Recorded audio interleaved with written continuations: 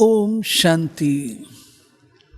आज 3 जून 2025 बाप दादा के साकार रूप के चले हुए मधुर महावाक्य हैं। आज की मुरली में बाबा ने एक बहुत गहरी बात प्रतिदिन की मुरली में होती है, जिस दिन आपके नोटिस पर आ जाए। बहुत गहरी बात हम बच्चों को बताई है। क्यों बाबा कहता है कि अपने सर्व संबंध मेरे साथ जोड़ो? क्यों कहता? शिव बाबा को हम अपना सर्व संबंधी बनाते हैं। माँ भी है, पिता भी है, शिक्षक भी है, सदगुरु भी है, सखा भी, स्वामी भी है, दोस्त भी है, सब कुछ है। क्यों बनाते हैं? बहुत इंपॉर्टेंट है। हम अपने पुराने कर्म बंधनों से छूटना चाहते हैं, उन्हें खत्म करना चाहते हैं। वो कैसे खत्म होंगे? तोड़ करके नहीं। तोड़ने की विधि बाबा नहीं सिखाता है। बाबा कहता है तुम मेरे साथ अपने संबंध जोड़ो। जब हम बाबा के साथ जोड़ते हैं, शिव बाबा के साथ, हमारे अंदर रूहानियत आती है, वो शक्ति आती है। तो जो हमारे पुराने संबंध हैं उनसे हमको निभाना आ जाता है, समझ आ जाती है कैसे निभाना है।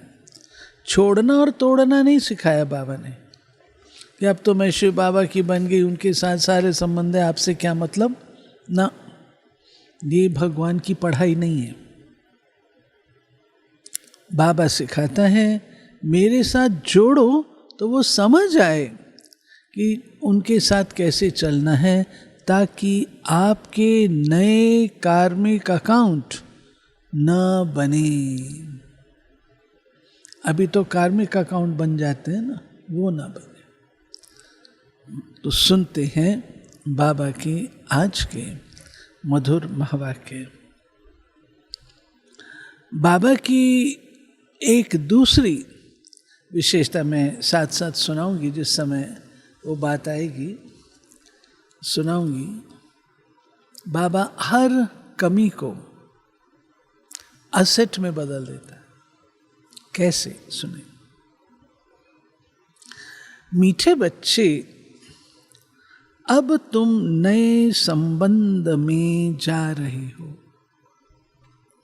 इसलिए यहां के कर्म बंधनी संबंधों को भूल कर्मातीत बनने का पुरुषार्थ करो। प्रश्न है, बाप किन बच्चों की वाह वाह करते हैं? सबसे अधिक प्यार किनों को देते हैं? बाबा गरीब बच्चों की वाह वाह करते हैं। वाह गरीबी वाह, आराम से 2 रोटी खाना है, लालच नहीं, हबच नहीं। गरीब बच्चे बाप को प्यार से याद करते हैं क्योंकि फ्री है, ज्यादा पैराफर्नेलिया नहीं है, ज्यादा विस्तार नहीं है। तो वो बच्चे प्यार से बाबा को याद कर सकते हैं। जिनके पास धन दौलत माणक सोना ये सब कुछ होगा तो उनकी तो बुद्धि बिखरी रहेगी ना। बाबा अनपढ़े बच्चों को देख खुश होते हैं क्योंकि उन्हें पढ़ा हुआ भूलने की मेहनत नहीं करनी पड़ती है। श्रीमद् भगवद गीता में भी आया ना, हे अर्जुन तो अपनी पंडिताई छोड़। उसको तब तक समझ में नहीं आ रहा था, तब तक वो आर्गुमेंट करता रहा। तब उस भगवान को कहना पड़ा तो अपनी पंडिताई छोड़ और जो मैं तुझे सुनाता हूँ सो तो सुन, तब तेरा कल्याण होगा। तो बाबा कहते हैं जो ज़्यादा पढ़े हुए होते हैं तो बाबा कहते हैं आर्गुमेंट्स करते रहेंगे। दो मिसाल सुनाती हूँ आपको। एक बार एक बहन ने कहा बाबा मैं तो अनपढ़ हूँ, मुझे पढ़ना लिखना नहीं। बाबा ने कहा बच्ची बहुत अच्छा। क्यों अच्छा? तुम्हारी बुद्धि रूपी स्लेट में बाबा नाम बहुत अच्छा दिखाई देगा, तुम्हारी बुद्धि बाबा में सदा लगी रहेगी, मिटाना नहीं पड़ेगा। लोगों को तो मिटाना पड़ता है फिर लिखना पड़ता है, तो कंफ्यूजन। तुम्हारी स्लेट साफ है इसलिए उसके ऊपर बाबा नाम बहुत अच्छा लिखा जाएगा। बहन खुश हो गए। हमें क्या चाहिए? बाबा ही तो चाहिए। दूसरी एक बहन थी, बाबा रमणीक भी तो था, रंग उसका थोड़ा पक्का था, काला सा था। बाबा मैं बहुत काली हूं। बाबा ने कहा बहुत अच्छा। क्यों? कोई तुम्हारे ऊपर फिदा नहीं होगा।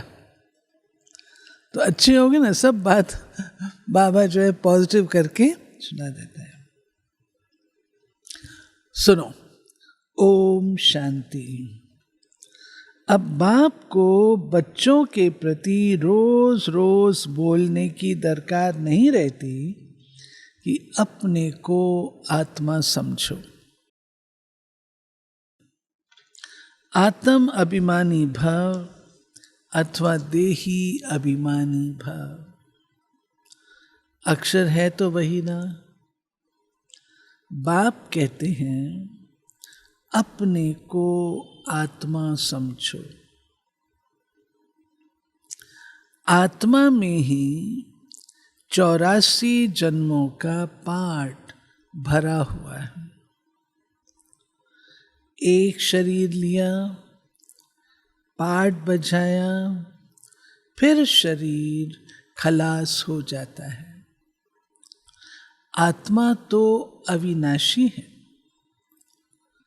तुम बच्चों को यह ज्ञान अभी ही मिलता है और कोई को इन बातों का पता नहीं। अब बाप कहते हैं कोशिश कर जितना हो सके बाप को याद करो। धंधे धोरी में लग जाने से तो इतनी याद नहीं ठहरती। गृहस्थ व्यवहार में रहकर कमल फूल समान पवित्र बनना है। फिर जितना हो सके मुझे याद करो। बाबा कहते देखो सारा दिन आप अपने कारोबार में व्यस्त रहते हैं तो याद नहीं रहती है, लेकिन जब बैठते हो याद में उस समय तो बुद्धि को एकाग्र करो। जितना हो सके मुझे याद करो। ऐसे नहीं कि हमको निष्ठा में बैठना है। निष्ठा अक्षर भी रॉन्ग है। शुरू में हम लोग निष्ठा कहते थे, योग में बैठते थे ना, तो निष्ठा में बैठना है, निष्ठा चल रही है। तो बाबा कहते वो नहीं कहो, वास्तव में है ही याद। कहाँ भी बैठे हो बाप को याद करो। माया के तूफान तो बहुत आएंगे, कोई को क्या याद आएगा, कोई को क्या। तूफान आएंगे जरूर, फिर उस समय उनको मिटाना पड़ता है कि ना आए। यहाँ बैठे बैठे भी माया बहुत तंग करती रहेगी। यही तो युद्ध है। जितने हल्के होंगे उतने बंधन कम होंगे। पहले तो आत्मा निर्बंधन है। जब जन्म लेती तो माँ बाप में बुद्धि जाती है, फिर स्त्री को अडॉप्ट करते हैं। जो चीज सामने नहीं थी वो सामने आ जाती। फिर बच्चे पैदा होंगे तो उनकी याद बढ़ेगी।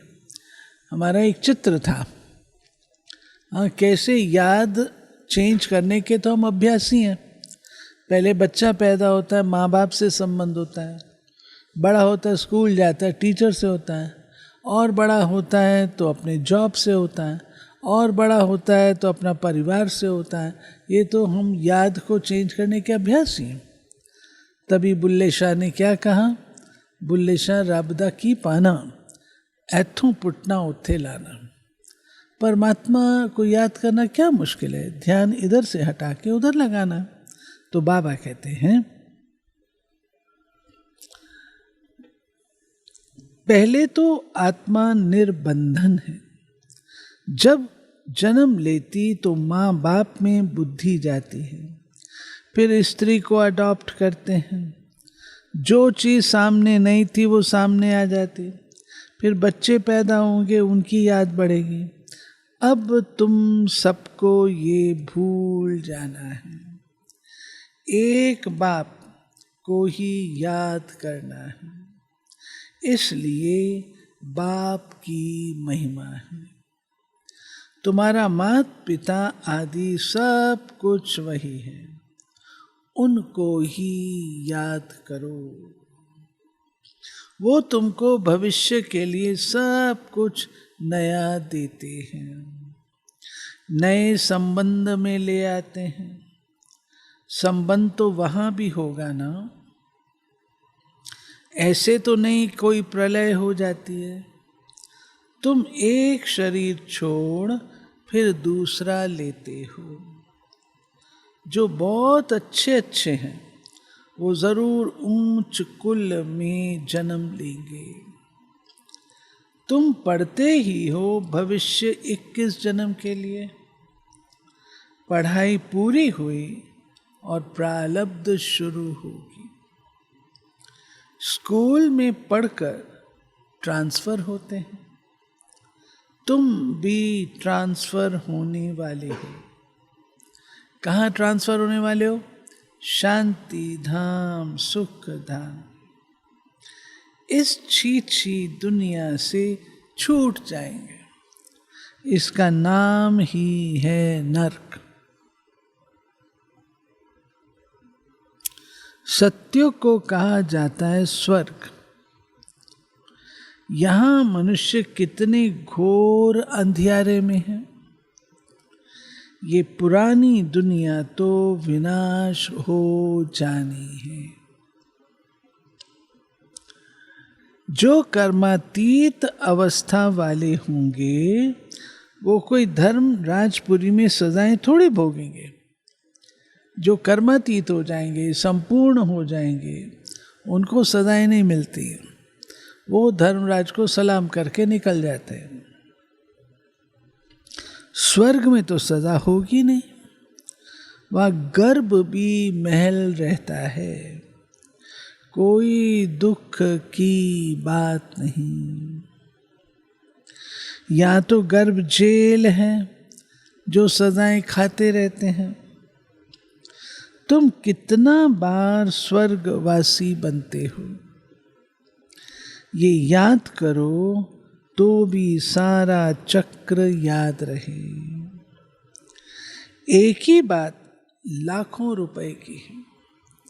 ये भूल जाने से, देह अभिमान में आने से माया नुकसान करती है। यही मेहनत है। मेहनत बिगर ऊंच पद नहीं पा सकते। बाबा को कहते हैं, बाबा हम अनपढ़े हैं, कुछ नहीं जानते। बाबा तो खुश होते हैं क्योंकि यहाँ तो पढ़ा हुआ सब भूलना है। ये तो थोड़े टाइम लिए शरीर निर्वाह आदि के लिए पढ़ना है। जो लौकिक पढ़ाई है वो शरीर निर्वाह के लिए। जानते हो ना, ये सब खलास होने का है। जितना हो सके बाप को याद करना है और रोटी टुकड़ा खुशी से खाना है। वाह गरीबी इस समय की, आराम से रोटी टुकड़ खाना है, हबच नहीं। आजकल अनाज मिलता कहाँ है, चीनी आदि भी धीरे धीरे करके मिलेगी नहीं। ऐसे नहीं कि तुम ईश्वरी सर्विस करते हो तो तुमको गवर्नमेंट दे देगी, वो तो कुछ भी जानते नहीं।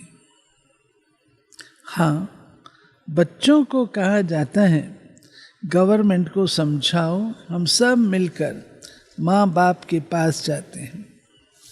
उन्हों को बच्चों के लिए टोली भेजनी होती है, यहाँ तो साफ कह देते है ही नहीं, लाचारी थोड़ी देती है। उन दिनों की बात बाबा कर रहे हैं जिन दिनों चीनी कंट्रोल में थी, मिलती नहीं थी। तो हमारी तो इतनी बड़ी संस्था है, एक व्यक्ति को 1 महीने की 1 किलो मिलती थी। 1 किलो भी कि आधा किलो, याद नहीं भाई, हम भी बच्चे थे उस समय। तो टोली कहाँ से आएगी, टोली तो चीनी पड़ती है। तो बाबा कहते उस समय फिर हम लोग सरकार को कहते थे। दिल्ली पांडववन में भी हम लोग ने सरकार से लेना शुरू किया। सरकार का डिपार्टमेंट होता है ना, जैसे मंदिर गुरुद्वारे में देते हैं, ऐसे ये हमारा है, हमको भी हम लोग लेते थे, मधुबन भी भेजते थे। बाबा कहते हैं जैसे फकीर लोगों को कोई साहूकार होगा तो मुट्ठी भर कर दे देगा, गरीब होगा तो थोड़ा बहुत दे देगा, चीनी आदि आ सकती है, परंतु बच्चों का योग कम हो जाता है। याद न रहने कारण, दे अभिमान में आने के कारण कोई काम हो नहीं सकता। ये काम पढ़ाई से इतना नहीं होगा जितना योग से होगा। बाबा कहते हैं कि सेवा में योग बहुत इम्पोर्टेंट है। जितना आप योग युक्त होंगे, जितना योग से आप काम कर सकते हैं, वो बहुत कम है। माया याद को उड़ा देती है, रुस्तम को और ही अच्छी रीति पकड़ती है। अच्छे अच्छे फर्स्ट क्लास बच्चों पर भी ग्रहचारी बैठती है। ग्रहचारी बैठने का मुख्य कारण योग की कमी। ग्रहचारी के कारण नाम रूप में फंस मरते हैं। ये बड़ी मंजिल है, अगर सच्ची मंजिल पानी है तो याद में रहना पड़े। कोई के नाम रूप में फंसना बाबा को कतई पसंद नहीं था। बाप कहते हैं ध्यान से भी ज्ञान अच्छा, या ज्ञान से याद अच्छी। ध्यान में जास्ती जाने से माया के भूतों की प्रवेशता हो जाती है। ऐसे बहुत हैं जो फालतू ध्यान में जाते हैं, क्या क्या बोलते हैं, उन पर विश्वास नहीं करना। ज्ञान तो बाबा की मुरली में मिलता रहता है, बाप खबरदार करते रहते हैं, ध्यान कोई काम का नहीं है। बहुत माया की प्रवेशता हो जाती है, अहंकार आ जाता है। ज्ञान तो सबको मिलता रहता है। ज्ञान देने वाला शिव बाबा है। मम्मा को भी यहाँ से ज्ञान मिलता था, उनको भी कहेंगे मन मना भव। बाप को याद करो, दैवी गुण धारण करो। अपने को देखना है, हम दैवी गुण धारण करते हैं। बाबा कहते चेक करो अपन को, देखो कि हम सुन तो रहे हैं, लेकिन क्या सच में हम दैवी गुणों की धारणा कर रहे हैं? यहाँ ही दैवी गुण धारण करने हैं। कोई को देखो अभी फर्स्ट क्लास अवस्था है, खुशी से काम करते, घंटे के बाद क्रोध का भूत आया और खत्म। ऐसे होता है ना, संगठन में खूब दृश्य देखने को मिलते हैं। फिर स्मृति आती है, ये तो हमने भूल की, फिर सुधर जाते हैं। घड़ी घड़ी के घड़ियाल बाबा पास बहुत है। अभी देखो घड़ी घड़ी के घड़ियाल अर्थात थोड़ी थोड़ी देर में अपना रूप दिखाने वाले। अभी देखो बड़े मीठे, बाबा कहेंगे ऐसे बच्चों पर तो कुर्बान जाऊं। घंटे बाद फिर कोई ना कोई बात में बिगड़ पड़ते। क्रोध आया, सारी की कमाई खत्म हो गई। अभी अभी कमाई, अभी अभी घाटा हो जाता है। सारा मदार याद पर ही है। ज्ञान तो बड़ा सहज है, छोटा बच्चा भी समझा ले, परंतु मैं जो हूं, जैसा हूं, यथार्थ रीति जाने, अपने को आत्मा समझे। इस रीति छोटे बच्चे थोड़े याद कर सकेंगे। मनुष्यों को मरने समय कहा जाता है भगवान को याद करो, परंतु याद कर ना सके, क्योंकि यथार्थ कोई भी जानते नहीं, कोई भी वापस जा नहीं सकते, न विकर्म विनाश होते। परंपरा से ऋषि मुनि आदि सब कहते आए, रचयिता और रचना को हम नहीं जानते। वो तो फिर भी सतोगुणी थे। आज के तमो प्रधान बुद्धि फिर कैसे जान सकते हैं? बाप कहते ये लक्ष्मी नारायण भी नहीं जानते, राजा रानी ही नहीं जानते तो प्रजा कैसे जानेगी? कोई भी नहीं जानते। अभी सिर्फ तुम बच्चे ही जानते हो। तुम्हारे में भी कोई है जो यथार्थ रीति जानते हैं। कहते बाबा घड़ी घड़ी भूल जाते हैं। बाप कहते हैं कहाँ भी जाओ सिर्फ बाप को याद करो। बड़ी भारी कमाई है। तुम 21 जन्मों के लिए निरोगी बनते हो। ऐसे बाप को अंतर्मुख हो याद करना चाहिए, परंतु माया भुलाकर तूफान में ला देती है। इसमें अंतर्मुख हो विचार सागर मंथन करना है। विचार सागर मंथन करने की बात भी अभी की है।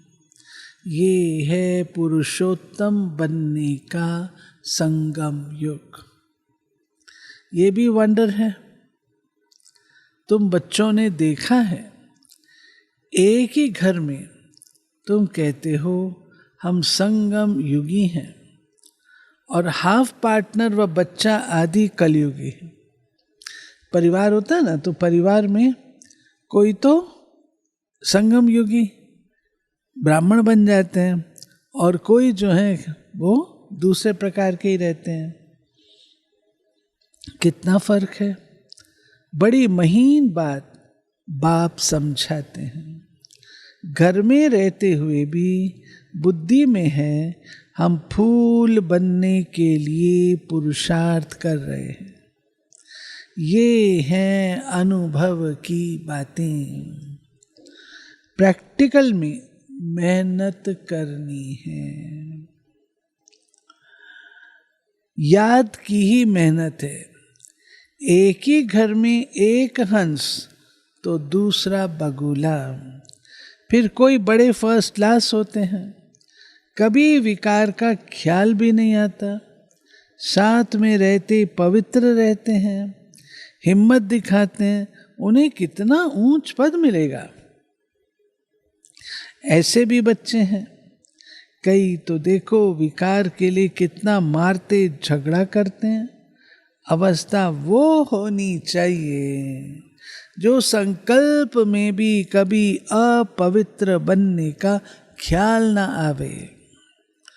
बाप हर प्रकार से राय देते रहते हैं।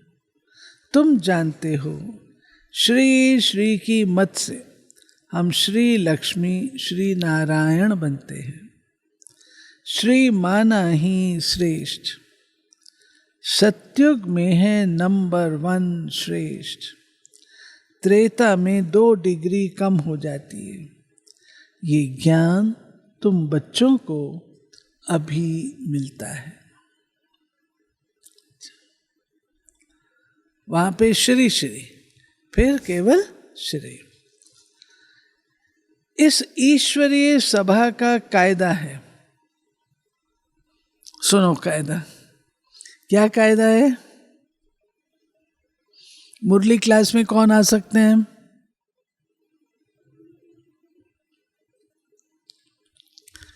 पवित्र ब्राह्मण आ सकते हैं ना, धारणा वाले। दूसरे को तो समझ नहीं आएगी। जब समझ नहीं आएगी, इंटरेस्ट नहीं होगा, धारणा नहीं होगी, सुनेंगे इतना भारी डोज, तो नतीजा क्या होगा? आंखें बंद, उबासी देते रहेंगे। तो बाबा कहता है जो उबासी देने वाले हैं उनको मेरी सभा में नहीं बिठाओ। बाबा को पसंद नहीं था। ये ईश्वरीय सभा का कायदा है। जिन्हें ज्ञान रत्नों का कदर है, कभी उबासी आदि नहीं लेते हैं, उन्हें आगे आगे बिठाना चाहिए। आगे आगे। और जो ऐसे हैं भले जाके पीछे बैठे। आगे बैठना भाग्य है, भाग्य है आगे बैठना। कोई कोई बच्चे बाप के सामने बैठे भी झुटका खाते, उबासी देते रहते। उनको फिर पिछाड़ी में जाकर बैठना चाहिए। ये ईश्वरीय सभा है बच्चों की, परंतु कई ब्रह्मणियां ऐसे ऐसे को भी ले आती हैं। यूं तो बाप से धन मिलता है, एक एक वर्षन लाखों रुपए का है। तुम जानते हो ज्ञान मिलता ही है संगम पर। तुम कहते हो बाबा हम फिर से आए हैं बेहद का वर्षा लेने। मीठे मीठे बच्चों को बाबा बार बार समझाते हैं, ये छी छी दुनिया है, तुम्हारा है बेहद का वैरा। बाप कहते हैं इस दुनिया में तुम जो कुछ देखते हो वो कल होगा नहीं। मंदिरों आदि का नाम निशान ही नहीं रहेगा। वहां स्वर्ग में उन्हों को पुरानी चीज देखने की दरकार नहीं। यहां तो पुरानी चीज का कितना मूल्य है? एंटीक्स, यहां तो एंटीक्स खरीदते हैं ना। वास्तव में कोई चीज का मूल्य नहीं है सिवाय बाप के। बाबा कहते हैं इस दुनिया में कोई चीज वैल्यूएबल नहीं है। बाप कहते हैं मैं न आऊं तो तुम राजाई कैसे लो। जिनको मालूम है वही आकर बाप से वर्षा लेते हैं। इसलिए कोटों में को कहा जाता है। कोई भी बात में संशय नहीं आना चाहिए। भोग आदि की भी रस्म रिवाज है, इनसे ज्ञान और याद का कोई कनेक्शन नहीं, और कोई बात से तुम्हारा ताल्लुक नहीं। सिर्फ 2 बातें हैं, अलफ और बादशाही। अलफ भगवान को कहा जाता है। उंगली से भी ऐसे इशारा करते हैं। आत्मा इशारा करती है ना। बाप कहते हैं भक्ति मार्ग में तुम मुझे याद करते हो, तुम सब मेरे आशिक हो। कौन हो भाई? बाबा के सब आशिक बैठे हैं।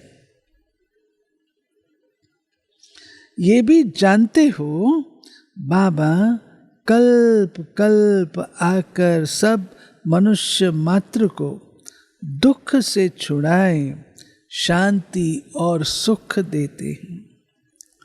तब बाबा ने कहा था सिर्फ ये बोर्ड लिख दो कि विश्व में शांति बेहद का बाप कैसे स्थापन कर रहे हैं। सो आकर समझो, 1 सेकंड में विश्व का मालिक 21 जन्म लिए बनना है। तो आकर समझो, घर में बोर्ड लगा दो, 3 पैर पृथ्वी पर तुम बड़े से बड़ी हॉस्पिटल यूनिवर्सिटी खोल सकते हो। हम बाबा हॉस्पिटल यूनिवर्सिटी कोई बड़े एरिया की बात नहीं कर रहे हैं। बाबा ने कहा बड़े से बड़ी यूनिवर्सिटी खोल सकते हो, यानी बाबा का स्थान तुम बना सकते हो। हमारी यूनिवर्सिटी तो विश्व की है ना, सब देशों में हमारी ब्रांचेस हैं। याद से 21 जन्म लिए निरोगी पढ़ाई से स्वर्ग की बादशाही मिल जाती है। प्रजा भी कहेगी हम स्वर्ग के मालिक हैं। आज मनुष्यों को लज्जा आती क्योंकि नरकवासी हैं। खुद कहते हैं हमारा बाप स्वर्गवासी हुआ तो नरकवासी हो ना। और कहते हो भी हमारे पिताजी ने शरीर छोड़ दिया, स्वर्गवासी हो गए, तो ज़रूर नरक है ना। जब मरेंगे तो स्वर्ग में जाएंगे। कितनी सहज बात है। अच्छा काम करने वाले के लिए खास कहते हैं, ये बहुत महादानी था, स्वर्ग गया, पर जाता कोई भी नहीं है। अतः स्वर्ग कोई ऊपर नहीं है, स्वर्ग यहीं पर है। नाटक जब पूरा होता है तो सभी स्टेज पर आकर खड़े होते हैं। एंड होता है तो सब एक्टर्स आते हैं ना। ये लड़ाई भी तब लगेगी जब सभी एक्टर्स यहाँ आ जाएंगे, फिर लौटेंगे। शिव की बारात कहते हैं ना, शिव बाबा के साथ सभी आत्माएं जाएंगी। मूल बात, अभी 84 जन्म पूरे हुए, अब इस जुत्ती को छोड़ना है।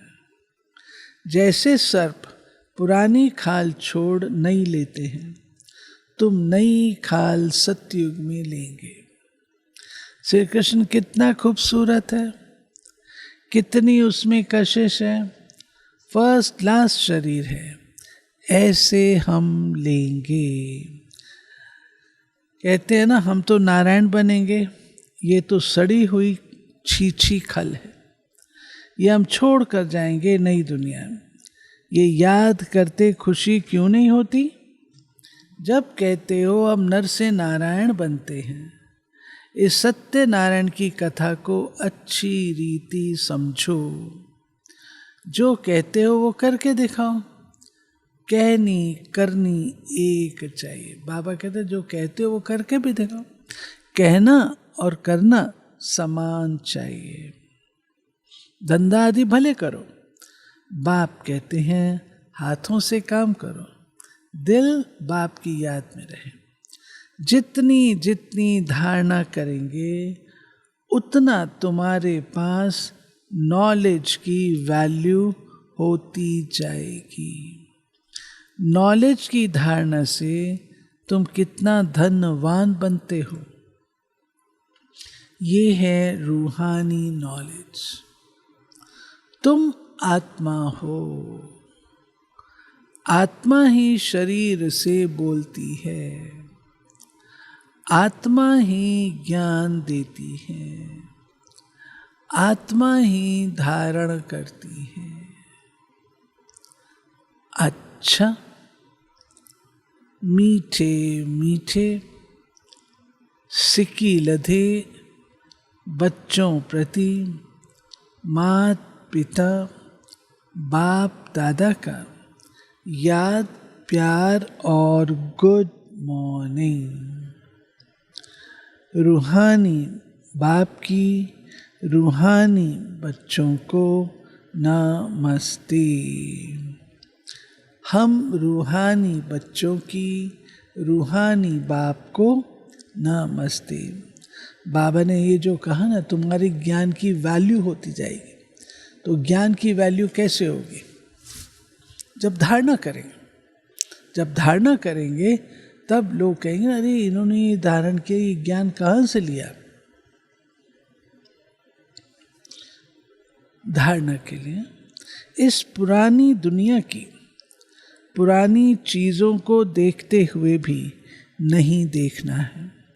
नर से नारायण बनने के लिए कहनी करनी एक समान बनानी है। दूसरा, अविनाशी ज्ञान रत्नों का कदर रखना है। ये बहुत बड़ी कमाई है। इसमें उबासी या झुटका नहीं आना चाहिए। नाम रूप की ग्रहचारी से बचने के लिए याद में रहने का पुरुषार्थ करना है। वरदान, बाप की छत्र छाया के नीचे नाजुक परिस्थितियों में भी कमल पुष्प समान न्यारे और प्यारे भाव। बाप की छत्र छाया के संगम युग पर जब बाप सेवाधारी बन करके आते हैं तो छत्र छाया के रूप में बच्चों की सदा सेवा करते हैं। याद करते ही सेकंड में साथ का अनुभव होता है। ये याद की छत्र छाया कैसी भी नाजुक परिस्थितियों में कमल पुष्प के समान न्यारा और प्यारा बना देती है। मेहनत नहीं लगती। बाप को सामने लाने से, स्वस्थिति में स्थित होने से कैसी भी परिस्थिति परिवर्तन हो जाती है। स्लोगन, बातों का पर्दा बीच में आने ना दो तो बाप के साथ का अनुभव होता रहेगा। बातों का पर्दा बीच में नहीं लाओ तो बाप के साथ का अनुभव होता रहेगा। अव्यक्त इशारे आजकल कौन से चल रहे हैं? आत्मिक स्थिति में स्थित रहो, अंतर्मुखी बनो। किसी भी विघ्न से मुक्त होने की युक्ति है सेकंड में स्वयं का स्वरूप अर्थात आत्मिक ज्योति स्वरूप स्मृति में आ जाए और कर्म में निमित्त भाव का स्वरूप इस डबल लाइट स्वरूप में स्थित हो जाओ। आत्मिक स्वरूप और दूसरा निमित्त भाव। तो सेकंड में हाई जंप दे देंगे। कोई भी विघ्न आगे बढ़ने में रुकावट नहीं डाल सकेगा। तो कहते हैं बाबा डबल लाइट हो जाओ, कर्म में निमित्त भाव और आत्मिक स्मृति। तो ये थी मीठे बाबा के आज 3 जून के चले हुए मधुर महावाक्य। तो आज की मुरली क्या रही? आज की मुरली क्या रही? जो भी हमारे पास है उसमें संतुष्ट रहना है। बाबा ने कहा वाह गरीबी वाह, अनपढ़ हो तो क्या, उसमें हमको संतुष्ट रहना। ठीक है, चेंज कर लो ना, अपनी वृत्ति को चेंज कर लो। चलते हैं बाबा की मीठी याद।